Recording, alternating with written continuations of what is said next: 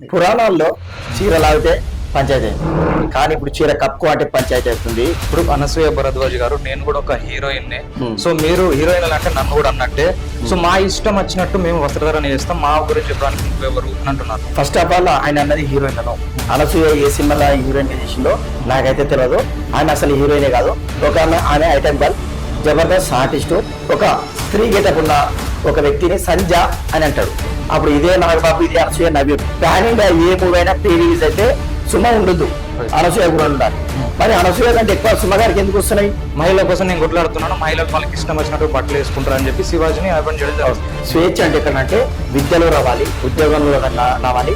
రేపు ఒక రాజకీయంగా నువ్వు ఎమ్మెల్యే కావాలంటేనో, ఎంపీ కావాలంటేనో, చట్టసభలు మా మహిళలు కావాలని ఈ విధంగా స్వేచ్ఛ కోరుకోవాలి. కానీ చున్ని విసిరేసిన బిక్లీలు వేసుకున్నట్టే ఇది స్వేచ్ఛన.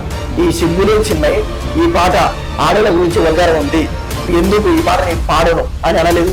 మీరు నీ సరుకు సామాన్ చూసి నా మీసలేసి. ఇక్కడ చిన్నయ్య గారు మీరు ఒక సింగర్ కదా, సరుకు సామాన్ అంటే ఏంది? అంత దౌర్భాగ్యపు అంత దుస్థితి ఈ నాగబాబు గారు గెలికి మరి తీసుకొచ్చినట్టు అర్థమవుతుంది.